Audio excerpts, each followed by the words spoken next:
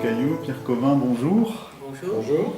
Vous avez créé une école de formation au coaching il y a une quinzaine d'années, c'était en 1998 pour être précis.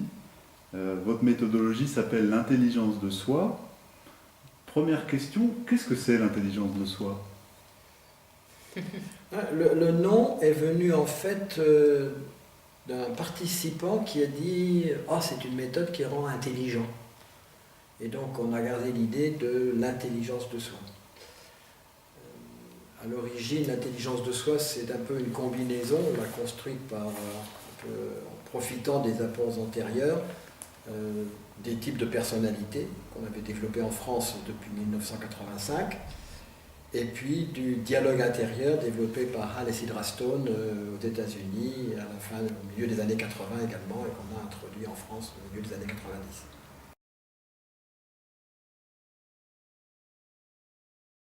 En fait, les types de personnalités mettent en évidence ce qu'on appelle les préférences, c'est-à-dire ce qui nous est le plus naturel, ce vers quoi on tend spontanément s'il n'y a pas d'effort de changer. Et du même coup, ça met aussi en évidence ce qu'on appelle les zones d'ombre, celles qui sont évidemment les moins connues, qui peuvent même faire peur.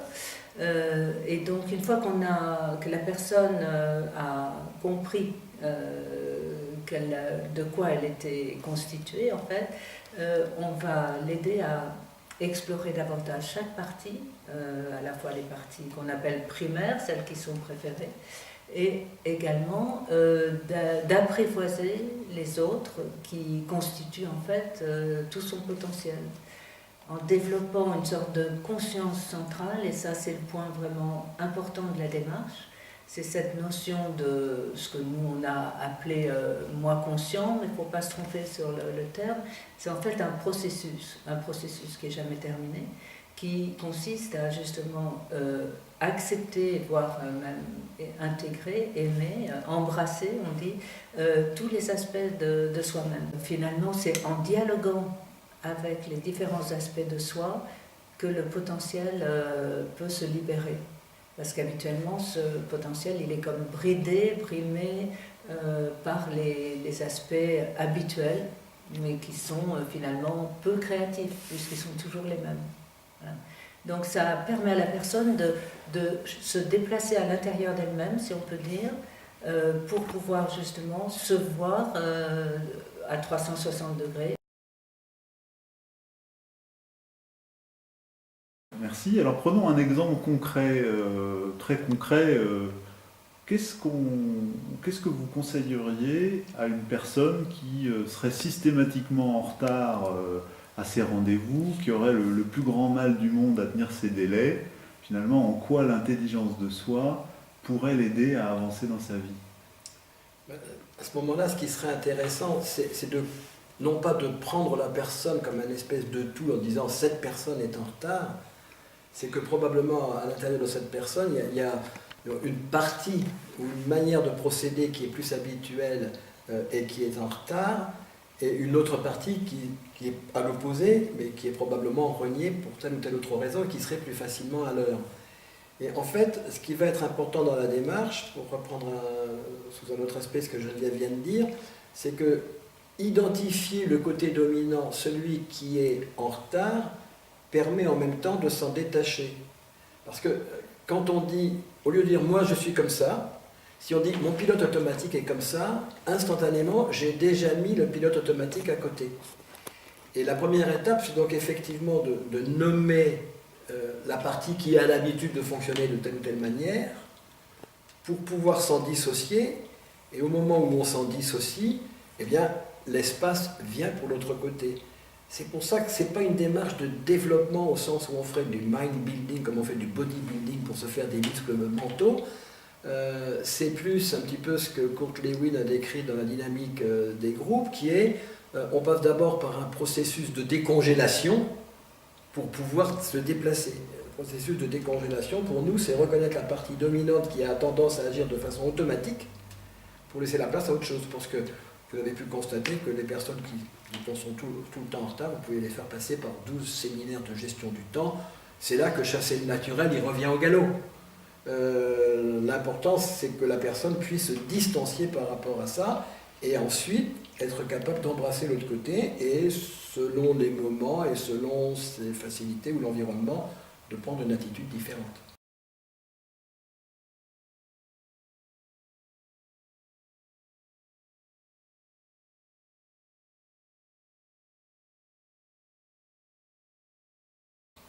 Alors, en général, ça se passe de façon très ludique, c'est-à-dire que, par exemple, et c'est souvent mon cas d'ailleurs, puisque j'ai une préférence pour la flexibilité par rapport au temps, ce qu'on appelle le côté P par rapport aux perceptions, par rapport au type de personnalité. Donc, si j'ai quelqu'un, un coach en face de moi, il me fera déjà explorer le côté P. Donc, le côté le plus habituel. Je me mets exprès à droite. Là, il y a Geneviève. Moi, je suis le côté le plus habituel. Donc, je dirais par exemple, oui, ben, moi, j'aime bien faire les choses à la dernière minute. J'ai horreur de tout ce qui est trop planifié, etc. Donc, voilà, je pourrais exprimer tout ce que, de cette place-là, je ressens sans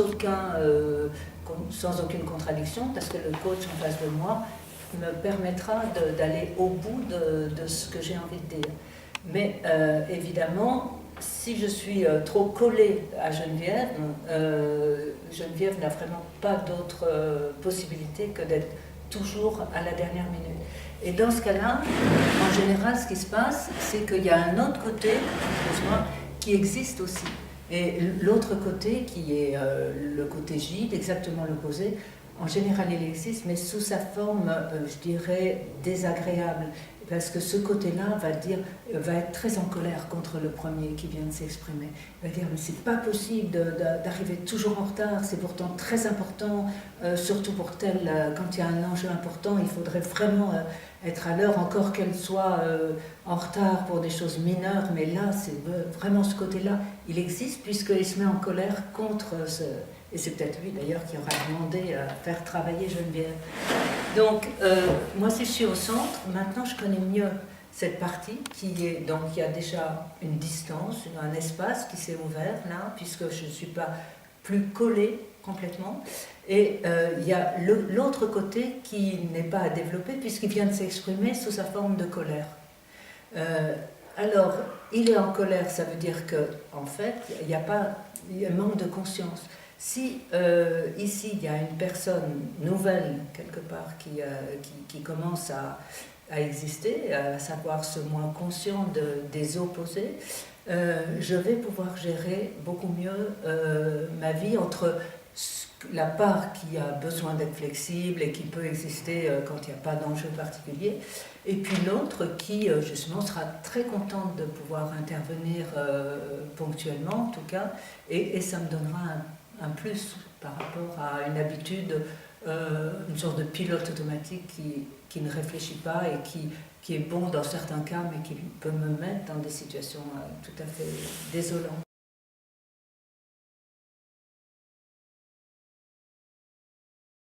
Si tu veux, on peut pousser l'exemple. Si tu vas du côté complètement flexibilité, Oui. Ce qui se passe dans la relation, c'est que moi, il se trouve que je suis tout à fait du côté organisation.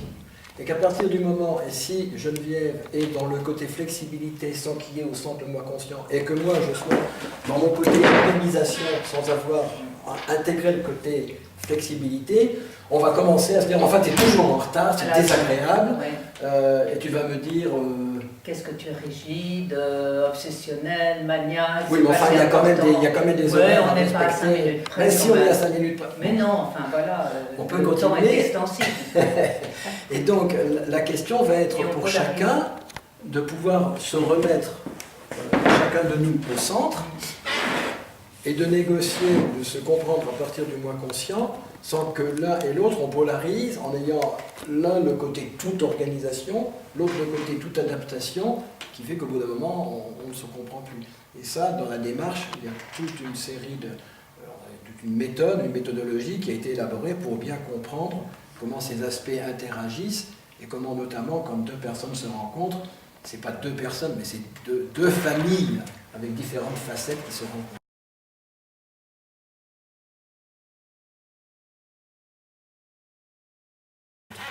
Et comme par hasard, si chacun intègre aussi un petit peu de l'autre, il y aura beaucoup moins il n'y aura plus la polarisation.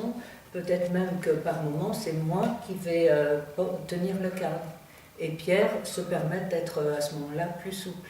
Et il peut y avoir une sorte d'assouplissement dans les relations où chacun n'est pas campé sur un seul pôle. On le voit pour notre société, donc Ouais. quand on a lancé notre société, Osiris, je rêve me dire, surtout à l'administration et les finances, moi j'y toucherai jamais. Compte pas sur moi, Et ça moi, m'intéresse pas. j'étais consultant management, la thérapie, le conseil individuel, pas ma tasse de thé. Et puis au fur et à mesure, actuellement c'est Geneviève qui se charge de toute l'administration et de la gestion, avec beaucoup de rigueur. Partout. Et depuis un certain nombre d'années, je fais du coaching et je l'enseigne. Donc c'est comme si on avait, non pas croisé, mais chacun acquis un peu un morceau de l'autre. Enfin, l'autre nous a aidé à intégrer un aspect de nous qu'on aurait eu tendance à négliger.